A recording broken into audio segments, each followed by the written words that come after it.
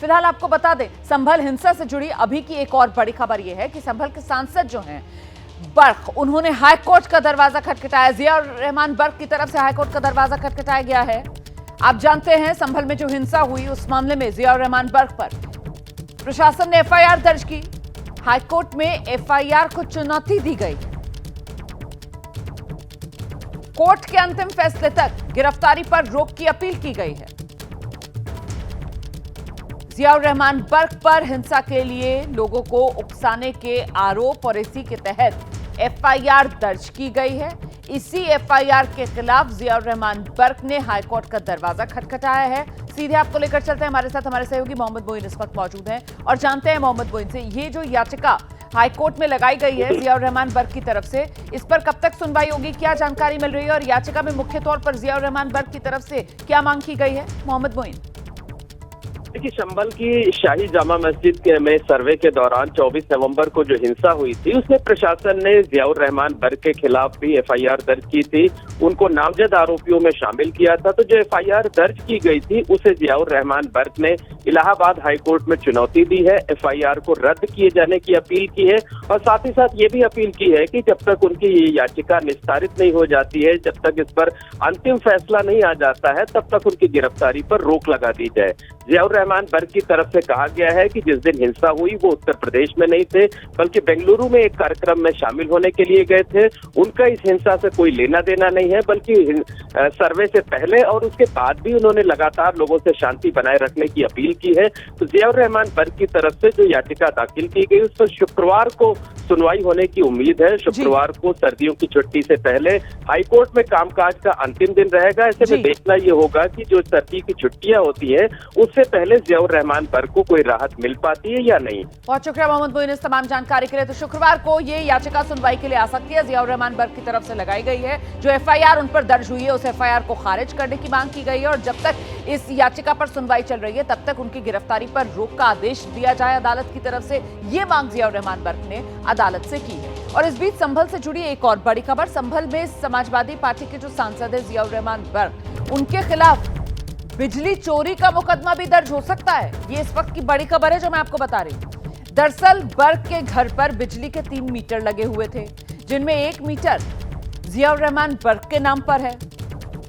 बर्क के घर जुलाई से लेकर नवंबर तक बिजली के बिल में जो यूनिट है, कितनी खपत बिजली की हुई है वो 0 यूनिट दिखा रहा है, मतलब कोई खपत ही नहीं हुई है बिजली की। बर्क का सालाना बिजली का बिल जो आ रहा है वो अगर तुलना की जाए वहीं संभल के बीपीएल परिवारों से, उससे भी कम आ रहा है।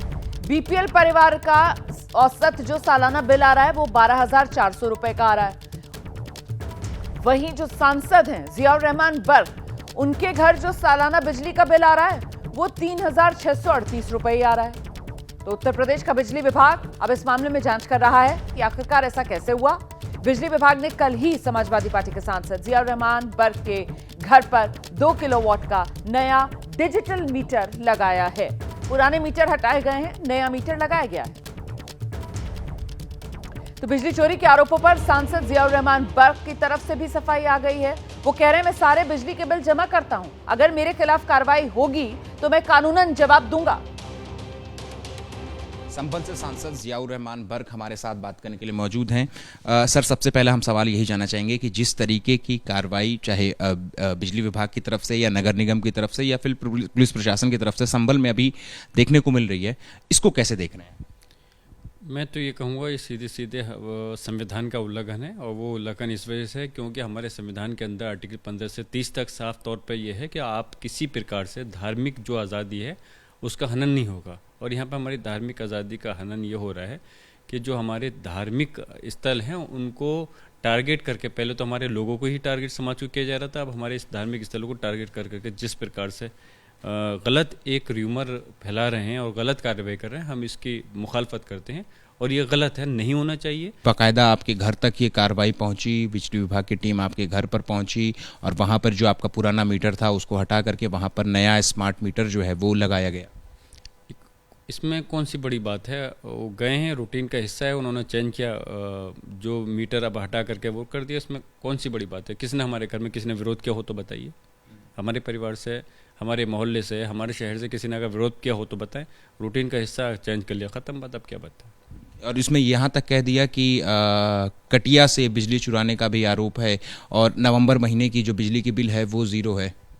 क्या मतलब बनता है? सारे बिल जमा करते हैं, उसको बिल आपको चाहिए मैं दे दूंगा, कोई मतलब नहीं बनता, कोई सेंस नहीं बनता। इस टाइप की बातें करने से कोई मतलब नहीं। ऑलरेडी सारा बिल है, जमा करते हैं, होगा तो लीगली मैं जवाब दे दूंगा उसका। सीएम योगी के बयान की अगर हम बात करें, विधानसभा में आपने वो बयान सुना होगा जिस तरीके से सीएम योगी ने बयान दिया संभल हिंसा को लेकर के कि लॉस होता है मस्जिदों के अंदर से। 4 मस्जिद और 1 मस्जिद पर एफआईआर हुई और मस्जिदों के अंदर से अवैध जो सब स्टेशन है वो चलाए जा रहे हैं। अफसोस है कि सरकार पहले भी और रही हैं, समाजवादी की रही, बीएसपी की, कांग्रेस, बीजेपी की, सबकी रही है, लेकिन इस प्रकार से जो धार्मिक स्थल को टारगेट करने का काम किया जा रहा है, हमारी मस्जिद मदरसों को, बहुत उसके कड़े शब्दों के अंदर मैं निंदा करता हूं। ऐसा कभी नहीं हुआ। और मस्जिद के अंदर हमारे यहाँ इबादत होती है, और जो बिजली चोरी का दिखाया है और गलत रिपोर्ट दर्ज की है, मैं उसकी मजम्मत करता हूँ। और एक प्रकार से मैं कहूँगा कि हमारे समाज और धार्मिक स्थल को टारगेट कर करके उनको गलत अपमानित किया जा रहा है और एक गलत संदेश देने का प्रयास किया जा रहा है। ये एक साजिश का हिस्सा है और इस प्रकार की जो झूठी बातें हैं, मैं समझता हूँ ज़्यादा लंबी नहीं चल पाएंगी। इंशाल्लाह जल्दी इसका सच सामने आएगा कि किस प्रकार से गलत रिपोर्टें दर्ज की गई है। देखिए, आप जानते हैं उत्तर प्रदेश के संभल में 24 नवंबर को हिंसा हुई थी। आरोपों के दाग वहां के सांसद जियाउर रहमान बर्क पर भी लगे और अब उन पर बिजली चोरी के नए आरोप लग रहे हैं। प्रशासन की टीम अपने पूरे लाव लश्कर के साथ जैसे ही जियाउर रहमान के घर पहुंची, पूरे संभल में एक बार फिर से माहौल गरमाने लगा। हालांकि वहां बिजली विभाग की टीम मीटर को जांच करने पहुंची थी और एहतियात के तौर पर पुलिस की टीम को साथ लेकर गई थी। बिजली विभाग के मुताबिक बर्क परिवार के घर में 3 पुराने मीटर लगे थे, जिनमें से एक बंद मिला और एक की रीडिंग 0 थी, यानी कि सिर्फ 1 मीटर का इस्तेमाल हो रहा था। जिसके बाद टीम ने तीनों पुराने मीटर को सील कर दिया और नया स्मार्ट मीटर लगा दिया। अब बिजली चोरी के मामले की जाँच चल रही है। तभी क्या लग रहे हैं मीटर, पुराने मीटर को ले जा करके लैब में टेस्ट करेंगे। इसको अपना सील किया गया है क्या? हाँ, सील करके ही ले जाएं ताकि कोई इसमें छेड़छाड़ की संभावना कोई न रहे। वहीं सांसद जियाउर रहमान बर्क ने बिजली चोरी के आरोपों को खारिज किया है और पूरी कार्रवाई को राजनीति से प्रेरित बताया है। क्या मतलब बनता है? सारे बिल जमा करते हैं, उसको बिल आपको चाहिए मैं दे दूंगा, कोई मतलब नहीं बनता, कोई सेंस नहीं बनता। हमारे सहयोगी दिव्यांकर संभल में ही मौजूद हैं, उन्हीं के पास आपको लेकर चलेंगे और जरा दिव्यांकर से जानते हैं कि ये बिजली विभाग का जो एक्शन है, जो कल देखने के लिए मिला हमें, जो संभल के सांसद हैं जियाउर रहमान बर्क, उनके घर से भी पुराने मीटर हटाए गए, नए डिजिटल मीटर लगाए गए, आज भी क्या ये सिलसिला जारी रहने वाला है? इसको लेकर क्या है अपडेट, दिव्यांकर? जी बिल्कुल, बीते रोज़ जो शुरुआत है बिजली विभाग की ओर से, बिजली विभाग इसके खिलाफ लगातार एक्शन में नज़र आ रहा है। जो डिजिटल मीटर हैं या स्मार्ट मीटर कहें तो उन्हें लगाने का जो काम है वो लगातार किया जा रहा है।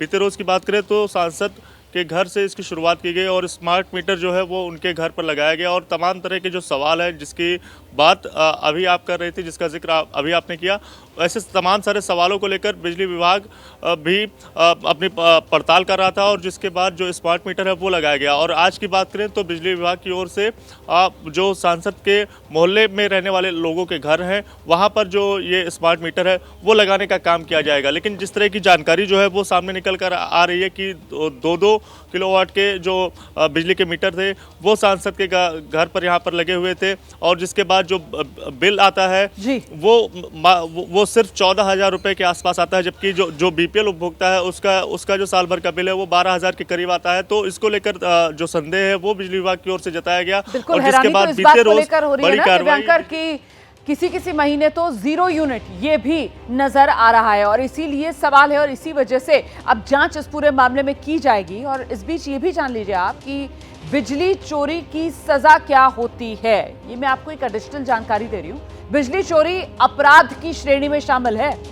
कटिया को प्रथम दृष्टया सबूत माना जाता है और बिजली चोरी के मामले में जुर्माने का प्रावधान भी है और न सिर्फ जुर्माना बल्कि जुर्माने के साथ साथ 3 साल तक की जेल की सजा का प्रावधान